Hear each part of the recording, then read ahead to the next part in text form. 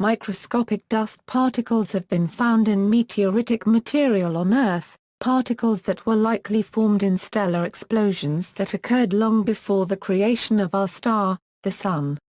Whether some of these particles of star dust, known as pre-solar grains, came from classical nova explosions is the focus of ongoing experimental nuclear physics research at the National Superconducting Cyclotron Laboratory at Michigan State University. That research has led to tantalizing subatomic clues about the origins of these grains. Those findings are now published in the prestigious journal Physical Review Letters. The paper's lead author is Michael Bennett, an MSU doctoral student at the NSCL.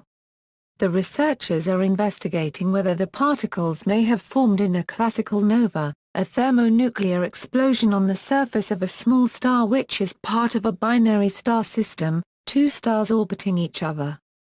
This explosion would have ejected stellar material in the form of gas and dust into the space between stars in the galaxy. Some of that material would have been used in the creation of our solar system. "There is a recycling process going on here," said Christopher Reed, assistant professor of physics at MSU and spokesperson for the experiment.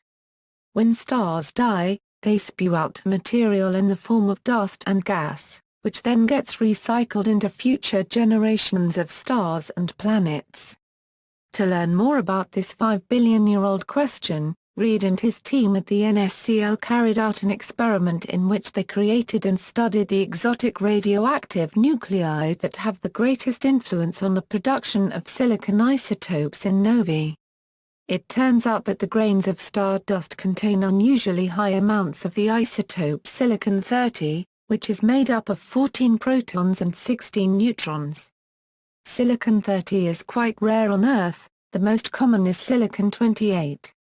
Researchers know that silicon-30 is produced in classical novae, but haven't known enough about the nuclear reaction rates in the explosion to be sure how much silicon-30 was created. This has made the origins of the grains uncertain. The new nuclear reaction path discovered, together with computer models of the explosion, will be used to identify the grains.